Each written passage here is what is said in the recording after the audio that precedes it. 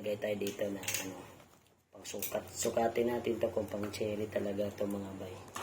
So maganda to yung pagkabalot sa sealer. Bumilib tayo dito sa balot. Tignan natin kung pang cherry talaga to ang binigay sa atin. Kasi pag hindi, sasauli natin to.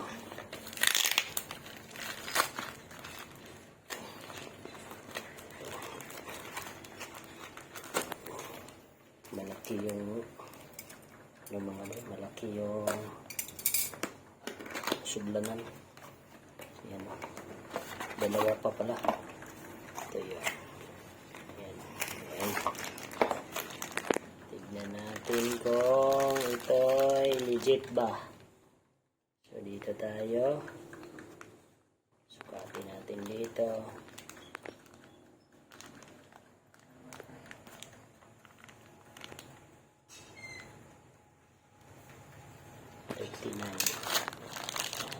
Butasan natin ito mga bike kasi hindi sigurado.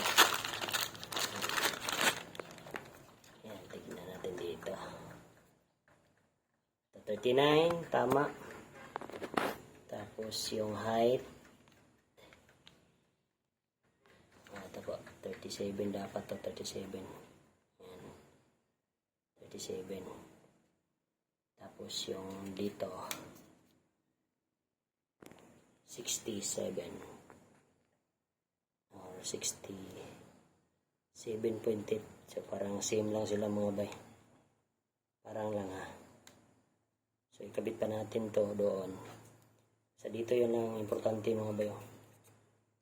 Ito po tama po to, 69. 69 po. Ito po yung parts number nyo. DAC 39680C037. So ito po yung talaga importante oh.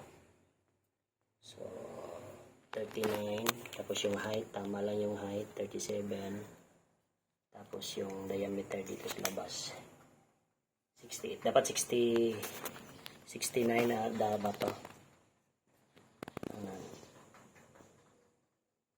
parang maliit, 68 or 69 dapat, pero parang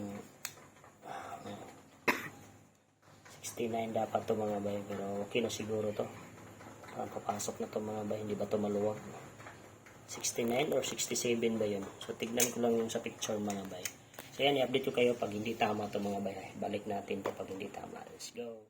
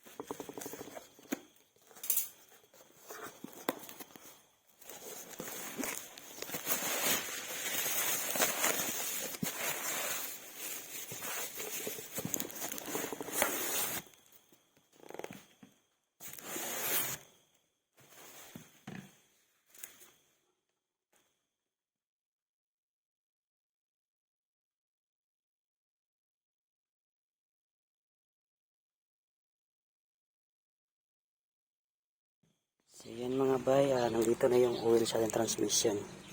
Tapos siya, Bulbo yung brand, Bulgo gear oil. GL5 yung recommended sa ganitong transmission na manual. Tapos papalitan natin ang, halagyan na natin ito Hindi ko to na ikabit mga bay dahil mahirap siya ikabit. Ngayon, mas madali nito kasi dito na sa labas. Tapos i-drain natin yung oil. Ito po yung drain, nandito po yung drain plug. Tapos dito na tayo magsalin ng bagong oil. So i-drain muna natin yung oil mga bay. Para all goods at bago na yung oil kasi palapit na yung ating tinatawag na mga bay, yung transmission dito, clutch lining niya na assembly. Parating yan. Dito pala yung drain plug. Ito yung drain plug mga bay. So tatanggalin natin to, parang 22 mm to or 24 mm na socket wrench. Dito natin ipa-drain yung oil. Tapos ipaplastar lang natin to para all good sa mga bay. Let's go. Yung na socket yung gagamitin dito. Yung bukas. So tutulo yung oil na yan ngayon. Nalaman natin kung maganda pa ba yung oil o pangit.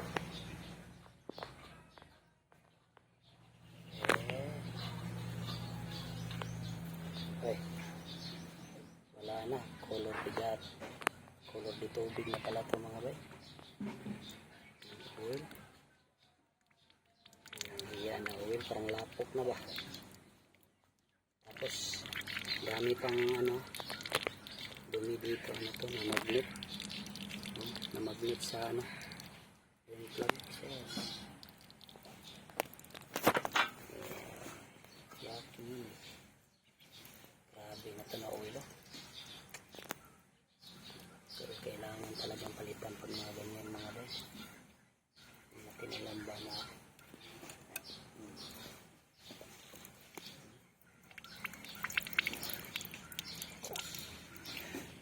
ang klaseng oil to. Parang malapit na masisira yung gear natin dito ba. Hindi dito nila chinin sa oil. So 2 litro to mga baya, sa mga ganitong klase. Tapos ang gagawin natin, go. May binili tayo na crudo dito mga bayo. Crudo yan. Ayan. Lagay natin yan dito para malinisan talaga yan. Tapos dito natin i-drain. Dito natin isalin. Tanggalin muna natin ito. Go. Ayan, tatanggalin natin ito. Itinim itong sa gear. Ano niya? Sa gear speed sensor. So grabe kung hindi natin yan